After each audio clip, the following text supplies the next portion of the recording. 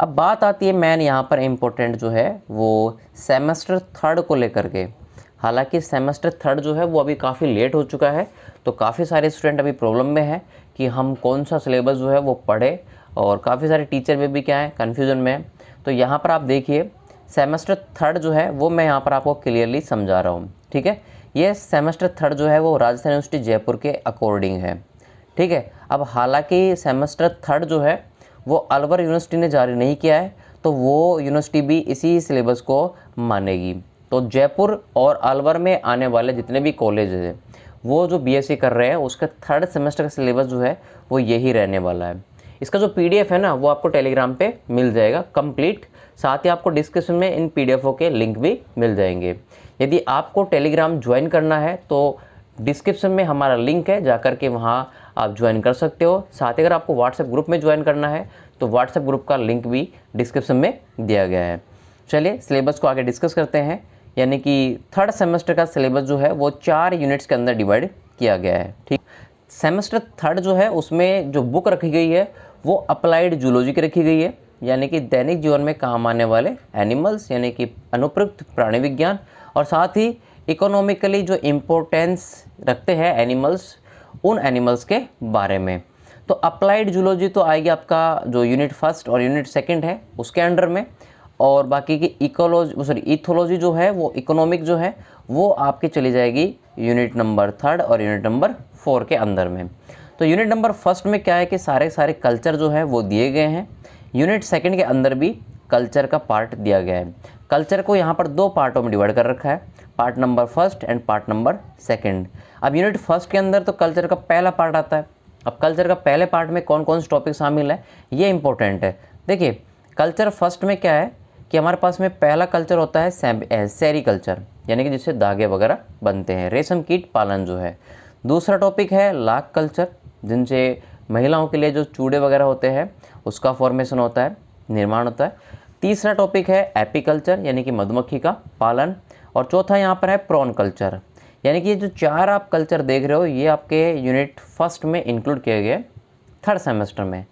अब पार्ट दूसरा जो है उसमें 4 और जो कल्चर है वो शामिल किए गए, जिसमें से पहला कल्चर है वर्मी कल्चर, यानी कि जो केचुए हैं, अर्थवर्म है, जिनको हम पालते हैं और उनसे हम खाद बनाते हैं जो हमारे किसानों के लिए फ़ायदेमंद है।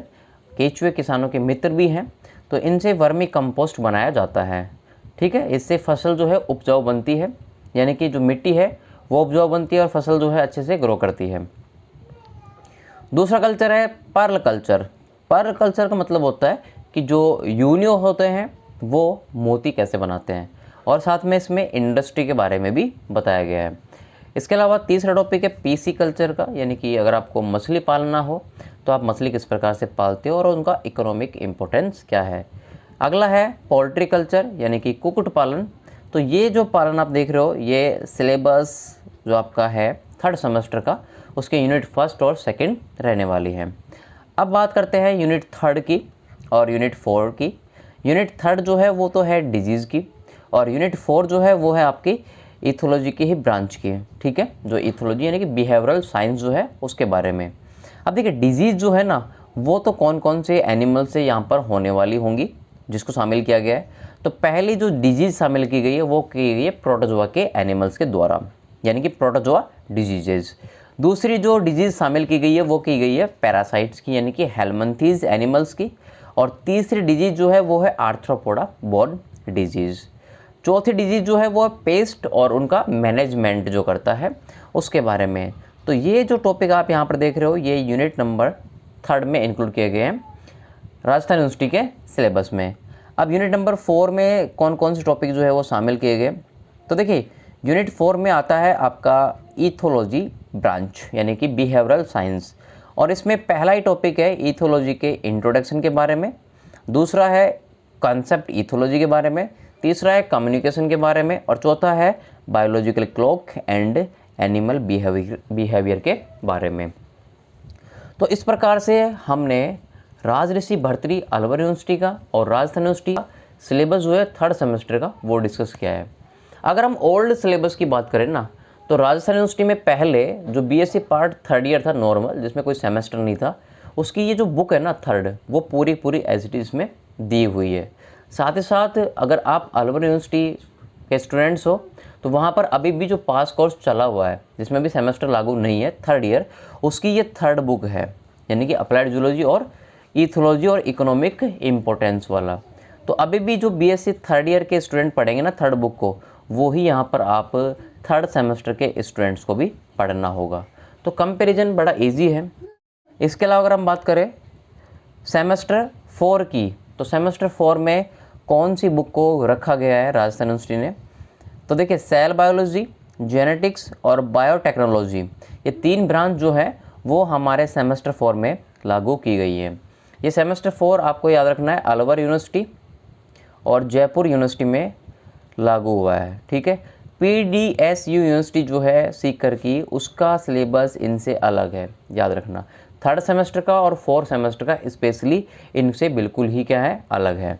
तो अब देखिए यहाँ पर फोर्थ सेमेस्टर में सेल बायोलॉजी, जेनेटिक्स और बायोटेक्नोलॉजी है। अगर आप इसकी यूनिट्स को डिस्कस करोगे कि यूनिट फर्स्ट में कौन कौन से टॉपिक रहेंगे, यूनिट सेकंड में कौन से टॉपिक रहेंगे, थर्ड में कौन से और फोर्थ में कौन से, तो उनको देख लेते हैं। यूनिट फर्स्ट में 3 चैप्टर शामिल किए गए हैं, जिसमें से पहला है इंट्रोडक्शन सेल के बारे में, दूसरा है प्लाज्मा मेम्ब्रेन के बारे में और तीसरा है सेल ऑर्गेनेल के बारे में। यूनिट सेकंड में देखा जाए तो यहाँ पर 4 चैप्टर जो है वो शामिल किए गए, जिसमें पहला चैप्टर है सेल डिवीजन के बारे में, दूसरा है प्रोकैरियोटिक और यूकैरियोटिक क्रोमोसोम्स के बारे में, तीसरा है क्रोमोसोमल ऑर्गेनाइजेशन के बारे में और चौथा है सेल सेल जंक्शन के बारे में, ठीक है। इसके बाद में आता है यूनिट नंबर थर्ड।